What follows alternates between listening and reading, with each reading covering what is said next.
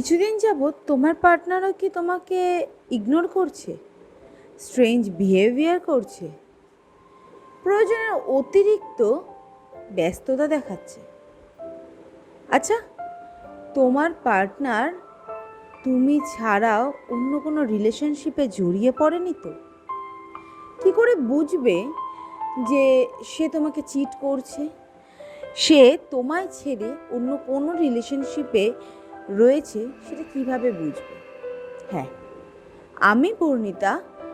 আজকে আমি তোমাদের সাথে এই বিষয়টা নিয়ে আলোচনা করব। এরকম অনেকের মুখেই এই সমস্যাটা আমি শুনেছি, তাই ভাবলাম তোমাদের সাথে এই সমস্যাটার একটা সমাধান নিয়ে চলে আসি।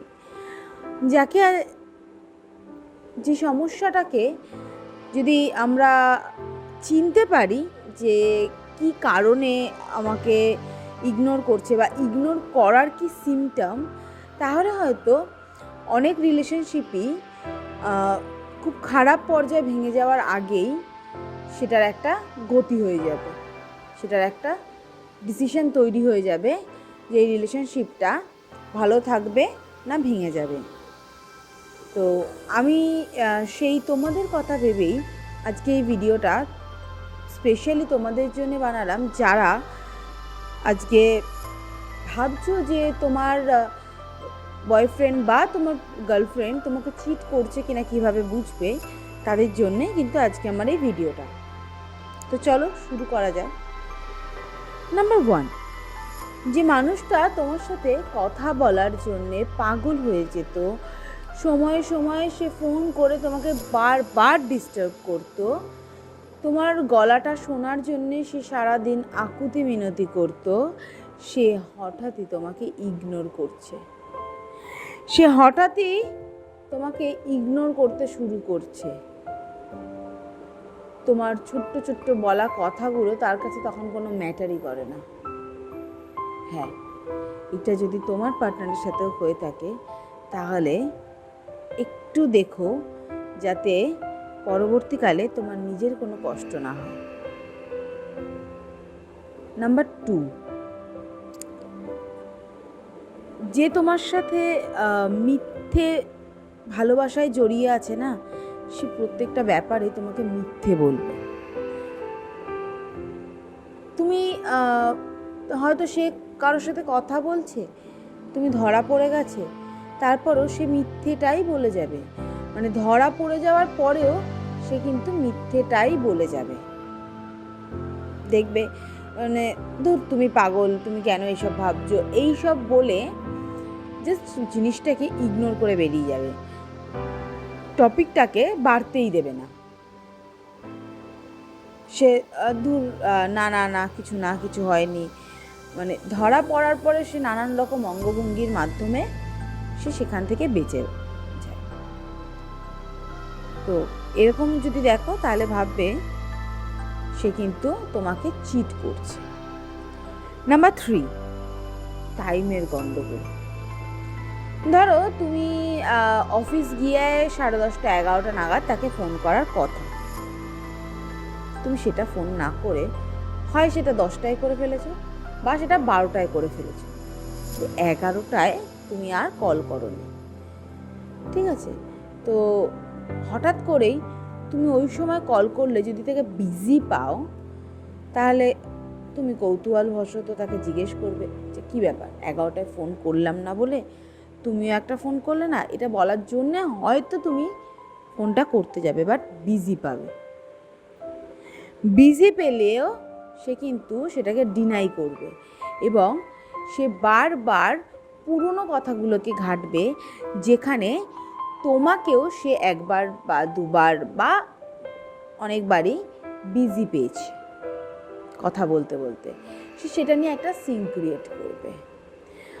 সে কথা এমনিতেও যদি কেউ মাইন্ড সেট করে নেয় যে তোমার সাথে সে চিট করবে, সে তোমাকে ভালোবাসে না, তাহলে একটা জিনিস কিন্তু ক্লিয়ার যে সে কখনোই মন থেকে তোমাকে ভালোবাসতে পারবে না। আর যে তোমাকে মন থেকে ভালোবাসতে পারবে না সে কিন্তু তোমাকে ইগনোর করবে।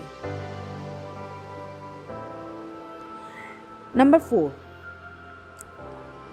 যে তোমার সব সময় খেয়াল রাখতো, তোমার প্রত্যেকটা বিষয়ে যে ভীষণ পজিটিভ ছিল, সে কেন এটা করছো, কেন ওটা করছো না, কেন এই যে জিনিসগুলো সাডেনলি ছোটো ছোটো ভুলগুলো ইগনোর করতে শুরু করবে। যে পজিটিভনেসটা ভুলগুলোতে কাজে লাগতো, ধরো সাপোজ আমি বলছি যে তুমি এই ড্রেসটা পরে বাইরে যাবে না, এইটা তোমার পার্টনারের কাছে এই ড্রেসটা পরাটা একটা ভুল, কিন্তু যদি সে তোমাকে চিট করা মাইন্ডে থাকে, তুমি সেই মুহূর্তে দাঁড়িয়ে যদি কেউ এমন হয় যে যেটা পছন্দের নয়, সেই তার বাইরে অন্য কোনো ড্রেস পরে সে বাইরে গেল, সেই যে ছোটো ছোটো ভুল, এগুলোকে সে ইগনোর করবে, সে এগুলো নিয়ে কোনো রকম কোনো কথাই বাড়াবে না। নাম্বার 5 এবং লাস্ট পয়েন্ট, একটা সম্পর্কের মধ্যে সবসময় এবং সর্বপ্রথম যেটা প্রয়োজন সেটা হচ্ছে ইমোশনাল বন্ডিং। ইমোশনাল বন্ডিং বা ইমোশনাল অ্যাটাচমেন্টটা একটা সম্পর্কের মধ্যে ভীষণ দরকার।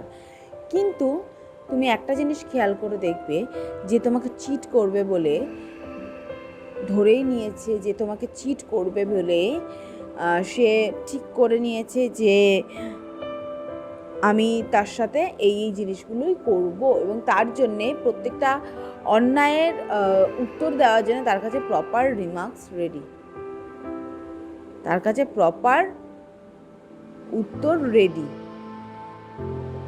তো সেই ইমোশনাল অ্যাটাচমেন্টটা কোথায় যেন কমে যাচ্ছে, দূরত্বটা বেড়ে যাচ্ছে।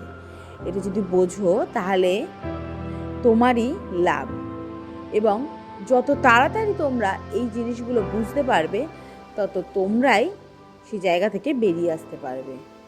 তো আজকে ভিডিওটা কেমন লাগলো আমাকে কিন্তু কমেন্টে জানাতে ভুলবে না।